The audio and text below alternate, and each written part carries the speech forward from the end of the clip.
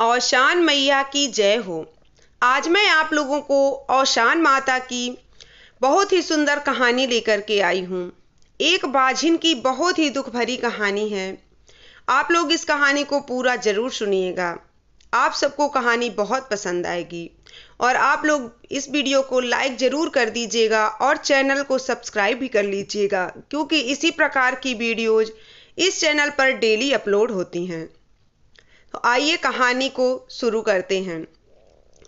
एक गांव में एक औरत थी, अपने पति के साथ रहती थी।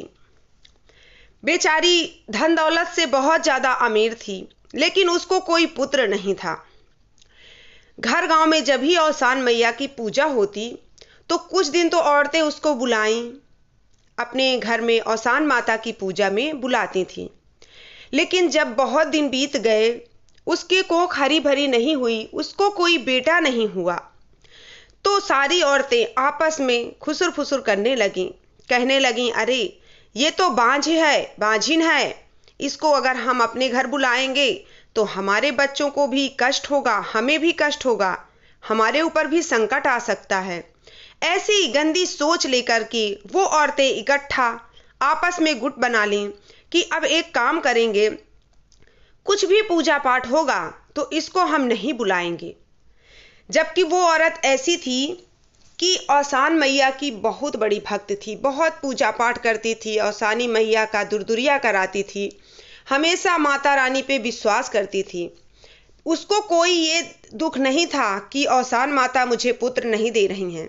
उसको ये संतोष था, उसे अपनी आस्था पे पूरा विश्वास था।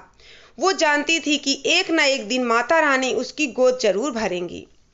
कभी उसने माता रानी से शिकायत नहीं की, बड़ी ही श्रद्धा से अपनी भक्ति करती रही। जब गांव की औरतें उसे नहीं बुलाती तो उसे बहुत दुख होता। ताना भी मारती बहुत औरतें कि अरे ये तो बाझिन है, इसकी तो छाया पड़ेगी तो हमें बहुत कुछ हो जाएगा, इसकी छाया से भी दूर रहना चाहिए। उसका पति उसको बहुत चाहता था, बहुत धन दौलत था, पर वो कुछ नहीं कर सकता था क्योंकि उनको कोई पुत्र नहीं था। एक दिन की बात है, उनके पड़ोसन ने औशानी मैया की पूजा रखी थी, लेकिन उसमें उस औरत को नहीं बुलाया, ये कहकर कि ये बांझिन है, इसको कोई पुत्र नहीं है, इसको पूजा में बुलाने का कोई महत्व नहीं है। जबकि ऐसा कभी नहीं होता है। एक औरत का कोई कसूर नहीं होता है कि वो माँ नहीं बन सकती। ये तो भगवान का दिया है, जिसके पास भगवान देंगे उसी के पास औलाद होगी। लेकिन ये बातें उन सब गुरूर औरतों को बिल्कुल समझ नहीं आ रही थी। उन्होंने औशानी मैया की पूजा में इसे नहीं बुलाया। अब इसे बहुत दुख हुआ। बेचारी अंदर जा कर के रोने लगी, बहुत रोई अपने कमरे में बैठ कर के, और मन ही मन सोचने लगी कि ऐसा क्या करूं कि मुझे भी सब औरतें अच्छे से बात करें, मुझे भी अपनी पूजा पाठ में शामिल करें, क्योंकि अगर मेरे पुत्र होगा तभी ऐसा संभव है। उसने अपने पति से कहा कि एक काम करती हूँ, झूठी मूठी अफवाह फैला देती हूँ कि मैं माँ बनने वाली हूँ। उसके पति ने कहा, माँ बनना कोई छुपाने वाली बात नहीं है, वो तो एक ना एक दिन सबके सामने आ ही जाएगा। लेकिन वो लाचार होके, विवश होके सभी औरतों का ताना सुन सुन करके एकदम थक चुकी थी, हमेशा दुखी रहने लगी। एक दिन वो ऐसे ही एक औरत से बोल दी कि अरे मैं तो माँ बनने वाली हूँ। अब बात तो एक औरत से कही थी, लेकिन वो बात पूरे गांव में हवा की तरह फैल गई। जैसे सब औरतों को एक एक करके पता चल गया कि अरे वो तो बाझिन माँ बनने वाली है। सब आपस में खुसुर फुसुर करने लगी फिर से, अरे ऐसा कैसे हो गया, ये तो माँ बनने वाली है। अब क्या हुआ, सभी औरतों का रवैया बदल गया। अब सब उसे पूजा पाठ में बुलाने लगी, सब अच्छे से बात करने लगी, क्योंकि धन दौलत तो बहुत था उसके पास। सबको पता था अगर इसके लड़का लड़की कुछ भी हुआ, ये बड़े धूमधाम से पूजा पाठ कराएगी तो बड़ा अच्छा रहेगा, हम भी शामिल होंगे। इस चक्कर में सभी उसको बुलाने लगे। अब वो मन ही मन जब भी पूजा में जाती है औशानी मैया की, तो मन ही मन कहती, हे माता रानी, मेरे झूठ की लाज रखना। मैंने झूठ इसीलिए बोला ताकि सारी औरतें मेरे से अच्छे से बात करें, क्योंकि सब मुझे बाझिन बाझिन बुलाती थी। अब आपके ही सहारे हूँ मैंने कभी आपसे शिकायत नहीं की, लेकिन अब आप मुझे ऐसे झूठा साबित नहीं कर सकती। माता रानी हमेशा पूजा में उसकी आंख भर आती। माता रानी की सच्ची भक्ति होती है तो आंखें जरूर भर आती हैं। ऐसा करते करते 2 महीने 3 महीने बीत गया। अब जब 4 महीना 5 महीने में तो पेट समझ में आने लगता है। अब उसको चिंता सताने लगी कि अब क्या करूं। एक दिन दोनों ने योजना बनाई कि चलो हम परदेश चलते हैं। यहाँ से वो परदेश चली गई। अब कितने दिन झूठ छुपेगा। महीने 2 महीने में फिर वापस आई। औरतें तो यही हैं, सब पता लगा लेती हैं। सारी औरतों ने पता लगाने की बहुत कोशिश की, लेकिन वो कमरे से बाहर ही नहीं निकलती थी। उसने एक औरत से कहा, अपने पति से कहलवा दिया कि कह दो कि जब तक 9 महीना पूरा नहीं हो जाएगा तब तक वो किसी को नहीं दिखेगी। ऐसा किसी ने उसे बताया है कि जब तक बेटा या बेटी कुछ भी हो न जाए तब तक तुम अपने कमरे से किसी के सामने भी मत आना। अब वो अंदर ही रहने लगी। 9 महीना बीता, 9 महीना भी बीत गया, लेकिन उसको कोई बेटा या बेटी कुछ भी नहीं हुआ। 10 महीना बीत गया, 11 महीना बीत गया। अब तो सब हाहाकार मच गया पूरे गांव में।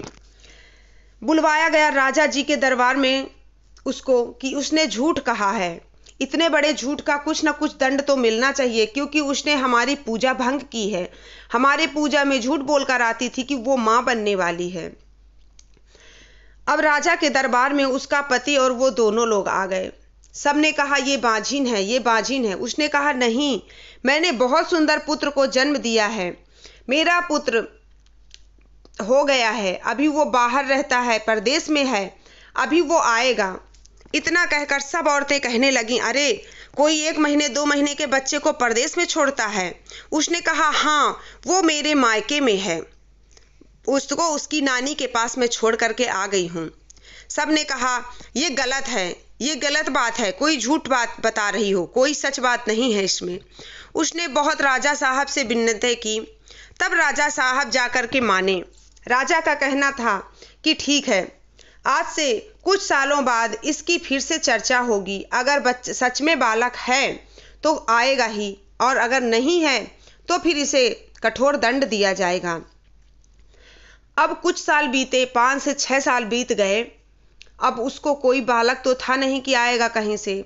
औरतें फिर इकट्ठा हो गईं और वो मन ही मन बहुत रोती, औसान मैया से भीख मांगती कि हे औसानी मैया, अगर मेरे बेटा या बेटी कुछ भी कोख हरी भरी कर दो तब भी मेरा झूठ पकड़ा नहीं जाएगा। माता रानी, मैंने आपकी पूजा में जाने के लिए ही इतना बड़ा झूठ बोला था, अब मैं कैसे सबको जवाब दूं, क्या करूं, कितने दिन छुपाऊंगी। बहुत रोने लगी। सारी औरतें मिल करके इकट्ठा उसको धक्के मार मार के गांव से बाहर निकालने लगीं। जब गांव से बाहर निकालने लगी तो वो बहुत सबके पैरों में गिर गिर कर माफ़ी मांगने लगी कि अरे आप लोग मुझे माफ़ कर दीजिए, मुझे समझ नहीं आता कि आप लोग मुझे बाझिन क्यों कहती हैं। लेकिन औसानी मैया की इतनी ज़्यादा कृपा होती है कि औसान मैया का कोई भी भक्त उनके भक्ति से दुखी नहीं हो सकता है। जो उनकी पूजा पाठ करता है उस श्रद्धा भाव से, उसके घर में हर चीज़ होता है, उसको पुत्र की प्राप्ति भी होती है। जब सारी औरतें उसको मार के इकट्ठा, सब हो के इकट्ठा गांव से बाहर निकाल रही थी, तभी सब देखती हैं कि सामने से एक 5 साल का बालक दौड़ा दौड़ा माँ माँ करते चला आ रहा है। मेरी माँ को मत मारो, मेरी माँ को मत मारो। ये देख करके वो औरत भी एकदम आश्चर्यचकित हो जाती है कि मैंने तो कोई बालक को जन्म नहीं दिया और ये बालक कहाँ से आ गया। उसके गले लिपट जाता है वो 5 साल का बच्चा और कहता है कि आप लोग मेरी माँ को क्यों मार रहे हैं। सब आश्चर्यचकित रह जाते हैं कि अरे इतना सुंदर राजकुमार की तरह बालक इसका। तब वो सबसे कहने लगी कि हाँ, ये मेरा ही पुत्र है। सबने सच जानना चाहा कि इतने दिन तक कैसे दूर रहा है तुम्हारा पुत्र। तब वो सबसे कहने लगी कि ये इसको मैंने जन्म नहीं दिया है, आज मैं सारा सच बताती हूँ। मैं सबकी सुन सुन कर बातें, सबका ताना सुन सुन करके मैं बहुत दुखी रहने लगी थी। जब मैं दुखी रहने लगी तो मैंने झूठ में ही कह दिया कि मैं माँ बनने वाली हूँ। लेकिन मैंने औसान मैया से ऐसा कोई भी दिन नहीं गया जब मैं उनसे मन्नतें नहीं की हूँ कि माता रानी मेरी कोख भी हरी भरी कर दो। माता रानी की ही कृपा है कि आज मुझे इतना सुंदर बेटा मिला। मेरे कोई औलाद नहीं थी, शायद आज मैं तुम लोग मुझे प्रताड़ित ना करती तो शायद आज मुझे ये बेटा भी नहीं मिलता। तो सब औसानी मैया की कृपा है। वो बालक को लेकर के वो अपने घर आ गई और धूमधाम से औसानी मैया की पूजा कराई। सब गांव वाले भी धन्य रह गए और सोचने लगे कि किसी को ऐसे प्रताड़ित नहीं करना चाहिए, किसी को बच्चा नहीं तो उसे बांझिन नहीं कहना चाहिए। तब सब औसानी मैया का पूजा करने लगी और औसानी मैया से माफ़ी मांगने लगी। हे औसानी मैया, हमने जो गलती की है हमें माफ़ कर दीजिए माता रानी। और बड़े ही धूमधाम से उसने औसानी मैया का पूजा रखा और अपने बेटे की लंबी आयु के लिए माता रानी से प्रार्थना की। तो हे माता रानी, जैसे आपने उसकी कोख हरी भरी की, वैसे ही इस दुनिया में जिनके भी पुत्र नहीं हैं, जो अपनी पुत्र के लिए प्रार्थना करती हैं, औरतें जो तरसती हैं, उनकी भी कोख हरी भरी करना माता रानी। सब दुखों को दूर करना माता रानी। ये थी मेरी आज की कहानी। उम्मीद करती हूँ ये कहानी आपको पसंद आई होगी। पसंद आई हो तो वीडियो को लाइक और चैनल को सब्सक्राइब जरूर कर लीजिएगा। प्रेम से बोलिए औसान मैया की जय हो।